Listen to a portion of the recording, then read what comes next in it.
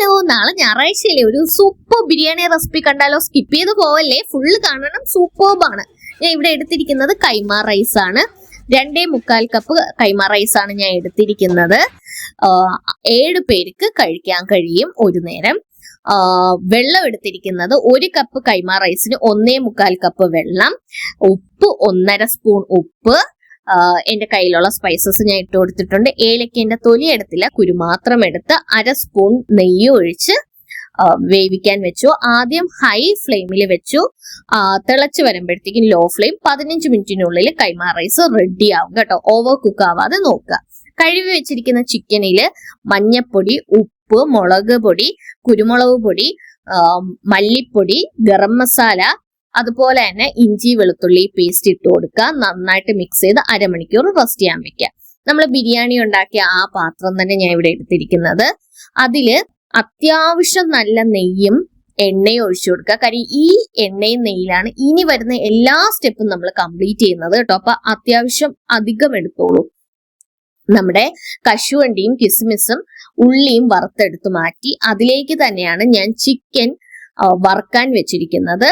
Chicken നന്നായിട്ടെന്ന് വെച്ചാൽ നല്ല soft ആയിട്ട് വരും കേട്ടോ ഇങ്ങനെ അടച്ചു വെച്ച് വേവിക്കുമ്പോൾ. ചിക്കൻ വറുത്തെടുത്തതിന് ശേഷം അതിലേക്ക് നമ്മൾക്ക് ബിരിയാണി മസാലയ്ക്ക് ആവശ്യമുള്ള ഉള്ളി ആഡ് ചെയ്ത് കൊടുത്തു.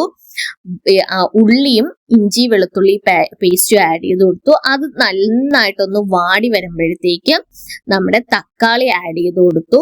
തക്കാളിയും ഉള്ളി വെളുത്തുള്ളി പേസ്റ്റ് നന്നായിട്ട് വാടി സൂപ്പർ സോഫ്റ്റ് ആയിട്ട് വരുമ്പോഴത്തേക്കും നമുക്ക് വറുത്ത് വെച്ചിരിക്കുന്ന ചിക്കൻ കൂടി ആഡ് ചെയ്ത് കൊടുക്കാം.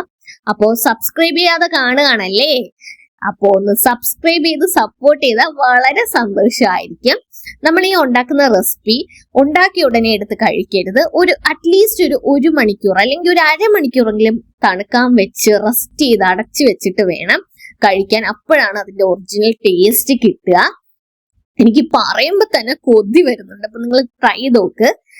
ഈ ചിക്കൻ കൂടി ആഡ് ചെയ്ത് കൊടുത്തിട്ട് കറി മസാല പൗഡർ, ബിരിയാണി പൗഡർ ഉണ്ടെങ്കിൽ ആഡ് ചെയ്യാം, ഇല്ലെങ്കിൽ കറി മസാല പൗഡർ തന്നെ മതി. ഞാൻ കറി മസാല ആഡ് ചെയ്തിട്ടുള്ളൂ. മഞ്ഞപ്പൊടിയും അതുപോലെ തന്നെ ഇഞ്ചി വെളുത്തുള്ളി പേസ്റ്റ് എടുത്ത മിക്സിയിൽ കുറച്ച് വെള്ളം ആഡ് ചെയ്ത് അതും കൂടെ ഇട്ട് ഒന്ന് മിക്സ് ചെയ്തെടുത്തിട്ട് നമ്മൾ ഈ റൈസ് കുറേശ്ശെ ആയിട്ട് ഇട്ട് മിക്സ് ചെയ്ത് കൊടുക്കുക. അതുപോലെ തന്നെ കശുവണ്ടിയും നമ്മുടെ കിസ്മിസും ഉള്ളിയും കൂടി ആഡ് ചെയ്ത് എടുക്കും. ഇങ്ങനെ കിട്ടും.